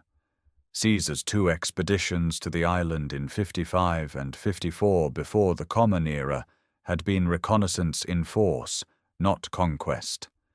The legions withdrew both times. For nearly a century afterward, Britain exists in a strange twilight, trading with Rome, absorbing Roman goods, minting coins stamped with Latin letters, yet governing itself according to its own ancient customs. That twilight ends in the summer of 43 of the Common Era. The Emperor Claudius, needing military prestige to secure his fragile political position, authorizes a full invasion. 4 legions, the 2nd Augusta, the 9th Hispana, the 14th Gemina, and the 20th Valeria Victrix, cross the Channel with auxiliary units, perhaps 40,000 soldiers in total. They land at Richborough, on the Kent coast, where the flat marshland meets a natural harbour. The beachhead is established without serious opposition. The Catuvellauni and their allies under Togodumnus and Caractacus attempt to hold the line at the River Medway. The battle lasts 2 days. Roman discipline prevails. Togodumnus falls. Caractacus retreats westward, carrying resistance with him into the hills of Wales. Claudius himself arrives for the final march on Camulodunum, the Catuvellanian capital near modern Colchester, entering the oppidum with war elephants in a carefully staged spectacle of imperial power. 11 British kings submit. A legionary fortress rises where a Celtic royal compound once stood, and beside it a temple dedicated to the divine Claudius. The conquest radiates outward over the following years. The 2nd Augusta under the future Emperor Vespasian storms more than 20 hillforts across the south, including the massive ramparts of Maiden Castle in Dorset, where excavation reveals hastily buried defenders with ballista bolts lodged in their spines. Caractacus fights on for 8 years in the Welsh borderlands before his final defeat in 51. Handed over by the Brigantian queen Cartimandua, he is taken to Rome in chains. But the deepest wound comes from within the conquered territory itself. In 60 of the Common Era, the Iceni king Prasutagus dies, having named the Roman emperor co-heir to his kingdom alongside his 2 daughters. Rome ignores the arrangement. Imperial agents seize Iceni lands, flog the widowed Queen Boudica, and assault her daughters. The response is catastrophic. Boudica raises the Iceni and the neighboring Trinovantes in open revolt. Camulodunum falls first. The hated temple of Claudius burns, its defenders slaughtered inside. Londinium, the young commercial settlement on the Thames, is abandoned by the governor Suetonius Paulinus and put to the torch. Verulamium follows. Archaeological layers of reddened, fire-cracked debris mark all three destructions, a horizon of ash datable to that single year. Ancient sources claim 70,000 dead. Suetonius gathers his forces and meets Boudicca's army at a site still debated, somewhere along Watling Street. The Romans choose ground that neutralizes the Britons' numerical advantage, a narrow defile with woods behind. The disciplined legionary line holds, then advances. The revolt collapses in a single afternoon. Boudicca dies shortly afterward, by poison according to Tacitus. The province stabilizes, fortifies, expands. Legionary fortresses anchor the military frontier, Caerleon in the south of Wales, Chester guarding the northwest, York commanding the north. Roads of compacted gravel and stone stitch the landscape together. By the early 80s, the governor Gnaeus Julius Agricola pushes deep into Caledonia, modern Scotland, defeating a confederation of northern tribes at Mons Graupius in 83 or 84. Tacitus, Agricola's son-in-law, records the battle and places words of defiance in the mouth of the Caledonian leader Calgacus, though these are literary invention rather than historical transcript. The victory is real but impermanent. Rome never holds the far north. The frontier will eventually crystallize into stone and turf, but that wall belongs to a later emperor and a different calculation about the limits of power. That calculation about the limits of power shapes not only frontiers, but everything within them. The transformation begins not with swords, but with stone. Across Gaul, within a generation of Caesar's conquest, the old timber and thatch oppida give way to new foundations. Towns rise on Roman grids, Lugdunum, modern Lyon, established in 43 before the Common Era as the capital of the three Gauls. Augustodunum, modern Autumn, replaces nearby Bibracte, and the Aeduan aristocracy descends from Montbeuvray to inhabit a city of forums, bathhouses, and colonnaded streets. The hilltop is abandoned. The valley claims the future. Yet what fills these new spaces is not purely Roman. At the temple of Sulis Minerva in Bath, hot springs sacred to the Celtic goddess Sulis merge with the worship of the Roman Minerva.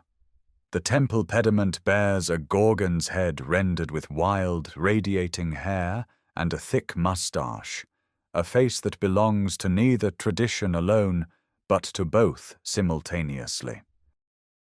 Pilgrims scratch curses onto thin sheets of lead and cast them into the steaming water, invoking the goddess in Latin script, but with a fury that carries older resonances. Over 400 deity names survive from the Gallo-Roman period, most of them compound. Linus Mars, Apollo Granus, Mercury Rosmerta, each pairing a Roman function with a Celtic identity that refuses complete erasure. In Paris, then called Lutetia, the Pillar of the Boatman rises beneath what will become the Cathedral of Notre Dame. Dedicated during the reign of Tiberius, its carved panels depict Jupiter and Vulcan alongside Cernunnos and Asus, Celtic gods sharing stone with their Roman counterparts, as though the two pantheons had always been neighbors. The boatmen who commission it are Gallic merchants prospering under imperial trade networks, men who wear togas but carry names rooted in the old language. That old language thins slowly. Latin becomes the tongue of law, commerce, and ambition. Gallic aristocrats seek Roman citizenship, send their sons to study rhetoric, adopt the tria nomina of Roman naming convention. Inscriptions in Gaulish grow rare after the 1st century of the Common Era, though the language persists in rural districts, in market talk, in lullabies sung beyond the reach of official record. Place names preserve what documents do not, rivers called by their Celtic names, settlements carrying syllables older than any empire. In the countryside, Gallic villas spread across the landscape, their mosaic floors depicting Bacchus and Orpheus in tessellated colour. But the farmsteads they replace were already prosperous. The shift is architectural, not economic. Grain still flows from the same fields, cattle graze the same pastures. The rural sanctuaries, small square temples with ambulatory walkways, a form unknown in Rome or Greece, dot the provinces by the hundreds, a building type born entirely from the fusion of Celtic sacred tradition with Roman construction technique. The process is neither uniform nor complete. In the western reaches of Brittany, in the mountains of Wales, in the valleys of northern Britain, Celtic speech and custom hold firm beneath the imperial surface. Romanization is deepest where roads are densest, where garrisons cluster, where trade is richest. Beyond those corridors, older rhythms endure. A farmer in the hills of the massif central in the 3rd century still measures time by the turning of seasons his ancestors knew, still leaves offerings at a spring his grandmother honored, still speaks words that no Roman grammarian ever transcribed. By the 4th century, as the empire contracts and legions withdraw, the veneer cracks. What emerges from beneath is not the old Celtic world intact, but something transformed, neither fully Roman nor fully Celtic, a culture layered like sediment, each stratum visible to those who know where to look. The languages of Gaul will eventually yield to the Latin that becomes French, but in the islands beyond the Channel and across the Irish Sea, Celtic tongues survive unbroken, carrying forward sounds and structures that stretch back through millennia into the alpine mists where this story began.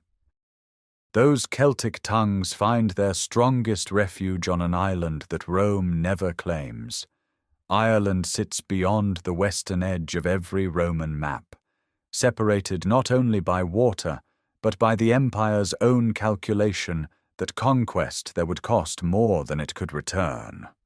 No legion ever marches across its boglands, no Roman road ever cuts through its oak forests, and so, while the continental Celtic world bends and reshapes itself beneath Latin administration, Ireland continues along a path unbroken since the Iron Age, carrying forward traditions, social structures, and a language that evolves on its own terms.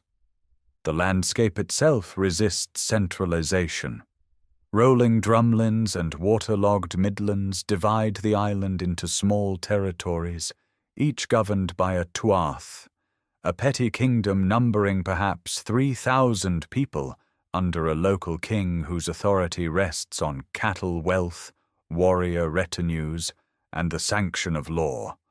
Over 150 tuatha exist simultaneously, their boundaries shifting through alliance, marriage, and raid. Above them rise provincial overkings claiming supremacy over Connaught, Munster, Leinster, Ulster, and Meath, though the title of High King at Tara remains more symbolic than administrative for most of this period. The hill of Tara rises gently from the Meath grasslands, its summit crowned by concentric earthworks, the Rath of the Synods, the Mound of the Hostages with its passage tomb already 2,000 years old by the 4th century. Inauguration ceremonies conducted here carry the weight of deep antiquity, binding kingship to the land through ritual that druids oversee and poets memorialize. Scattered across every county, over 45,000 ring forts testify to the density of settlement. These circular enclosures of earth and stone, called raths when earthen, cashels when stone-built, shelter farmsteads where extended families tend cattle, grow oats and barley, and work iron at small forges.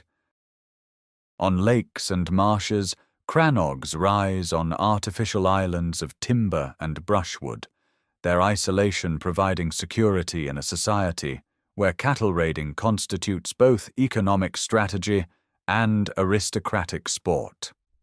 Writing arrives not through Latin, but through ogam, an alphabet of scored lines cut along the edges of standing stones.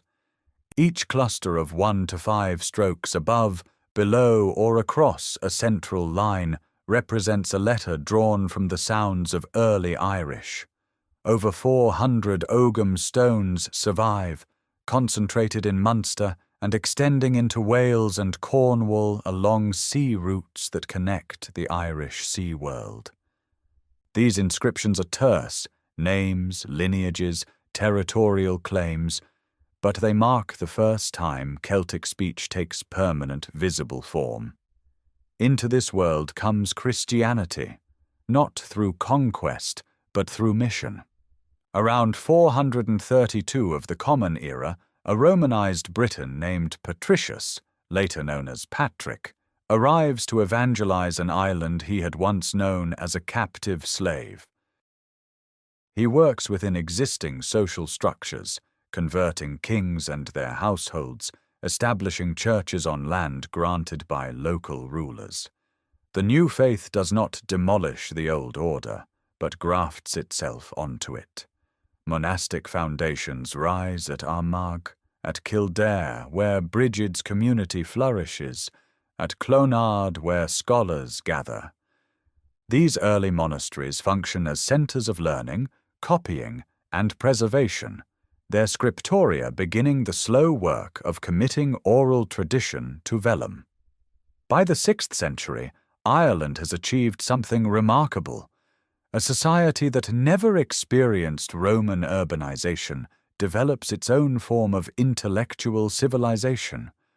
Monks on the storm-lashed rock of Skellig Michael, perched 700 feet above the Atlantic on 6 beehive cells of dry stacked stone, pursue an ascetic discipline as rigorous as any in the Eastern desert tradition.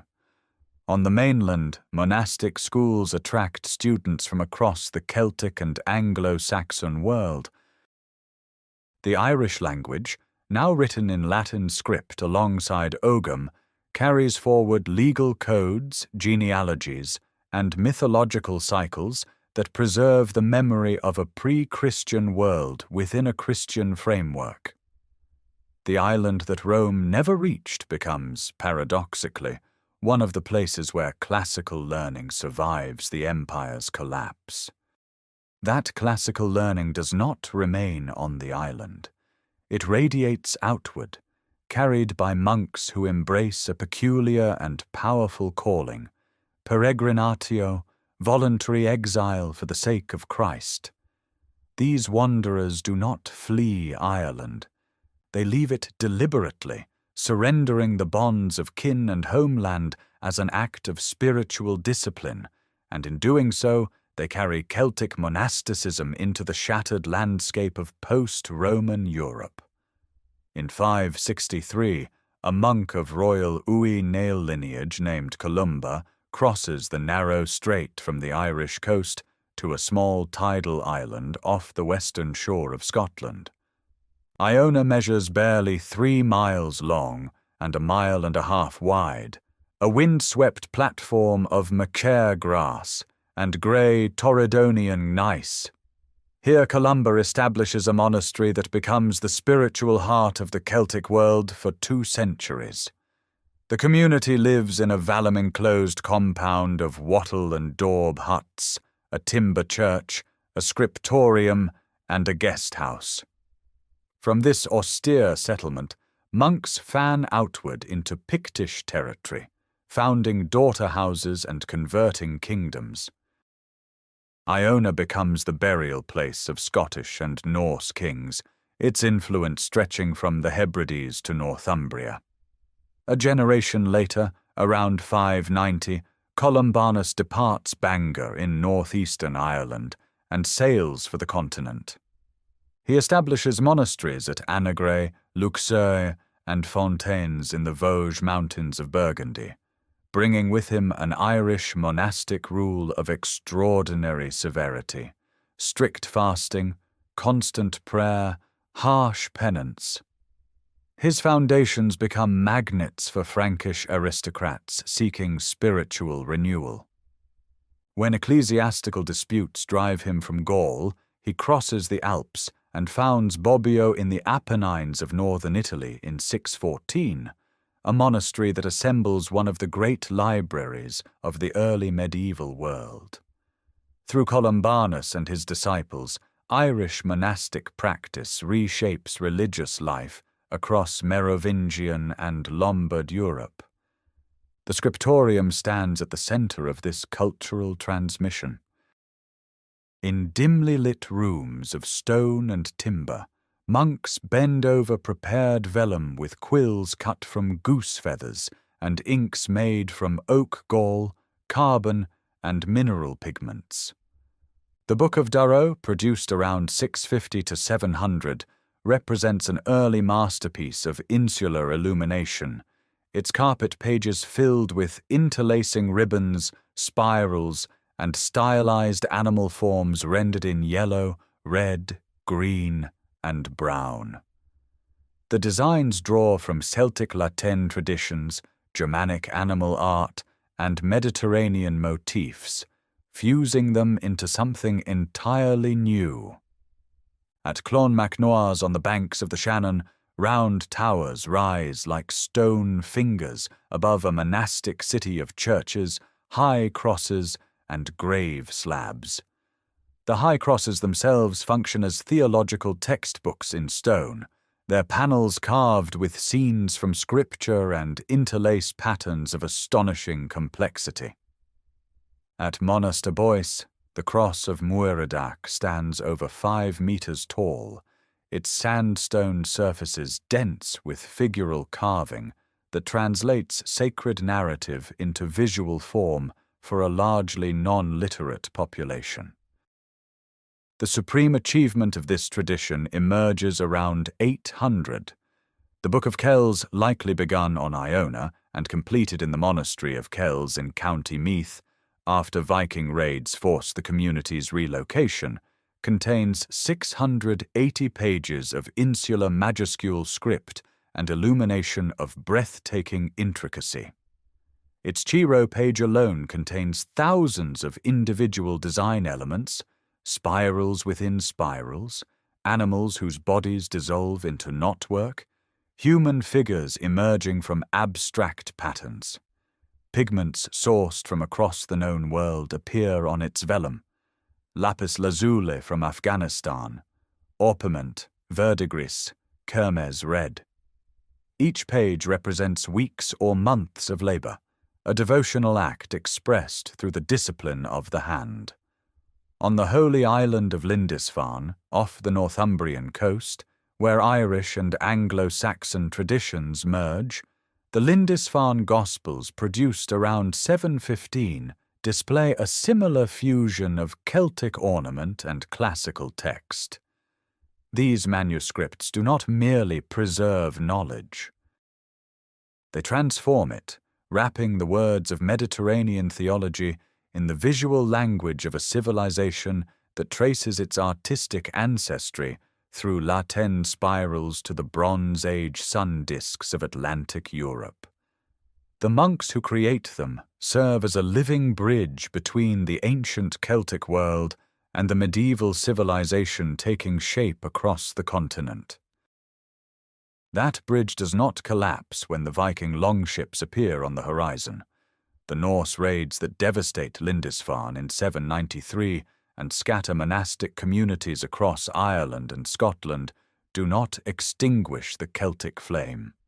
They force it underground, into stone churches and hidden valleys, into the memories of poets and the tongues of farmers. And there, In the most ordinary of places, it endures. The Welsh language survives the Norman conquest of England, the Edwardian castle-building campaigns that ring Gwynedd in stone, and centuries of legal suppression.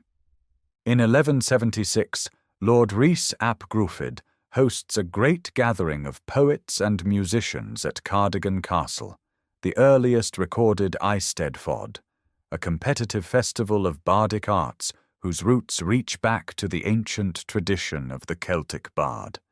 That tradition never dies.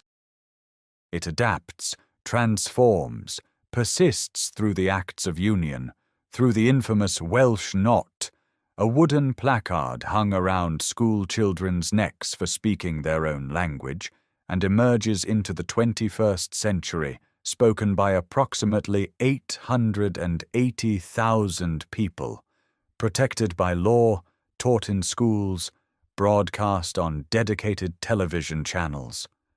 Across the Irish Sea, the story carries a heavier weight. Centuries of colonial rule push the Irish language to the western margins, to the rocky coasts of Connemara and the Blasket Islands, to communities called Gaeltacht, where the oldest continuous Celtic speech tradition survives. The Great Famine of the 1840s devastates precisely those Irish-speaking regions most severely. Yet the language persists. The Gaelic revival of the late 19th century, intertwined with movements for political independence, reclaims Irish as a symbol of national identity. Today, approximately 1.7 million people in Ireland report some ability in the language, and bilingual signage marks every public road and government building on the island. In Brittany, the westernmost peninsula of France, Bretonneux, the only living Celtic language on the European continent, clings to existence. Carried across the English Channel by migrants from southwestern Britain during the 5th and 6th centuries, Breton retains deep connections to Cornish and Welsh. Approximately 200,000 speakers maintain it today, supported by immersion schools called Diwan, and by festivals like the Festival Interceltique de Lorient, which draws hundreds of thousands of visitors each August to celebrate the shared musical and cultural heritage of all Celtic nations. Scottish Gaelic, spoken by roughly 57,000 people in the Highlands and Islands, carries its own quiet resilience. The language that once dominated Scotland north of the Forth survives in place names, in psalm-singing traditions, in the walking songs of Harris Tweed workers, and increasingly in urban Gaelic medium education. These languages are not museum relics. They are living systems of thought shaped by 3 millennia of continuous development, carrying within their grammar and vocabulary ways of perceiving landscape, kinship, and time that exist in no other linguistic tradition. The artistic legacy proves equally enduring. Celtic knotwork, those endless interlacing patterns perfected in the manuscripts of Iona and Kells, flows into Romanesque stone carving, into Gothic manuscript borders, into the arts and crafts movement of the 19th century, and into contemporary design worldwide. The La Tène spiral, born in the workshops of the Middle Rhine around 450 before the Common Era, remains one of the most recognizable decorative motifs on Earth. At Hallstatt, the salt mines where this story began still open into the mountain. The lake below reflects the same alpine peaks that watched over the earliest Celtic traders more than 3,000 years ago. The archaeological layers beneath the village hold the compressed record of an entire civilization, its ambitions, its artistry, its connections to a world far larger than any single valley. The Celts never built a single empire. They built something more resilient, a cultural identity flexible enough to absorb conquest, migration, conversion, and modernity, and still speak its own name in its own voice. Thank you for joining this journey through the complete story of the Celtic world. If these explorations of ancient civilizations resonate, consider subscribing to the channel so the next voyage into the past finds its way to you.